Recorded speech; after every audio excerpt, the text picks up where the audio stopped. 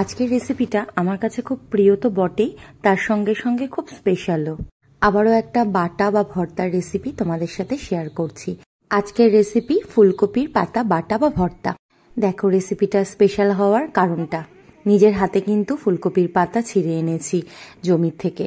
গিয়েছিলাম মেদিনীপুর আমার গ্রামের বাড়িতে, তো সেখানে এই শীতকাল মানে তো বিভিন্ন রকম সবজি শাক সবকিছু চারিদিকটা পুরো সবুজে ভরা।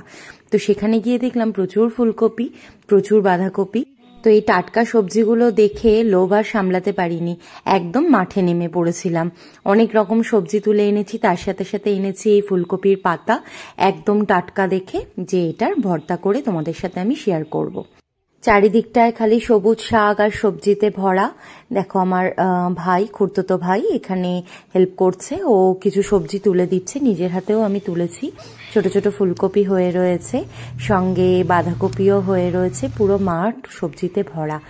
আমাদের কলকাতায় তো নিজের হাতে এরকম সবজি তোলার সুযোগ পাই না, তাই এখানে এসে আর সুযোগটা ছাড়লাম না। কলকাতায় ফিরে এসেই আর দেরি না করে ফুলকপির পাতাগুলো রেডি করে ফেললাম ভর্তার জন্য। এখানে পাতাগুলো সুন্দর করে কেটে নিয়েছি, মাঝখানে যে ডাটাটা থাকে সেটা বাদ দিয়ে। তো ছোট ছোট করে কেটে নিয়ে প্রেসার কুকারে দিয়ে দিলাম একটু নুন আর জল দিয়ে সেদ্ধ করতে। দুটো সিটি মেরে নেব। আর এখানে শুকনো কড়াইয়ের মধ্যে প্রায় এখানে 2টো রসুন নিয়েছি বড় সাইজের, আর 5-6টা শুকনো লঙ্কা নিয়ে এটা ভালো করে একটু নেড়ে চেড়ে ভেজে নিয়েছি। কোনো রকম তেল কিন্তু অ্যাড করিনি। তো তার সঙ্গে দিয়ে দিয়েছি কিছু কাঁচা লঙ্কা আর সামান্য পরিমাণে একটু চিনি, সবকিছু দিয়ে একটু বেটে নিয়েছি। আর এখানে দেখো পাতাগুলো সেদ্ধ করে নিয়েছি, ভালো করে জল ঝরিয়ে এই পাতাগুলো ঠান্ডা হওয়ার পর পাতাটাও বেটে নিয়েছি ওই রসুন আর কাঁচা লঙ্কা শুকনো লঙ্কার সাথে। এবার কিছুই না, সর্ষের তেল গরম করলাম, করে এখানে একটু কালো জিরে আর শুকনো লঙ্কা ফোড়ন দিলাম।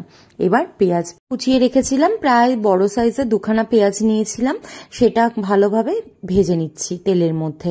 একটু লালচে লালচে হয়ে আসলেই তারপরে এর মধ্যে আমি যে ওই পাতা বাটাটা রেডি করেছিলাম সেটা ঢেলে দিলাম।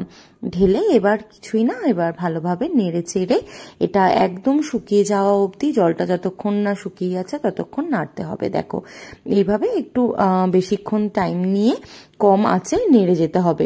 নুনটা একদম শেষের দিকে অ্যাড করতে হবে, কেননা পাতার পরিমাণটা অনেকটা কমে যায়, আগে নুন দিলে নুন বেশি হয়ে যাওয়ার সম্ভাবনা থাকে। তো আমার ফুলকপি পাতা বাটা একদম রেডি হয়ে গেছে। এই প্রথমবার নিজের হাতে কোনো সবজি জমি থেকে তুলে রান্না করলাম। তো তোমাদের এরকম পাতা বাটা বা ভর্তার রেসিপি কেমন লাগে অবশ্যই জানিও। আর হ্যাঁ, এটা না বললে নয়, এই রেসিপি কিন্তু আমার নয়, এটা আমার বৌদি ভাইয়ের রেসিপি। তো ভিডিও আর তার সঙ্গে রান্নাটাও যদি ভালো লেগে থাকে কমেন্ট করে অবশ্যই জানিও। আর বাড়িতে ট্রাই করে কেমন লাগলো সেটাও কিন্তু জানাতে ভুলো না। Thank you.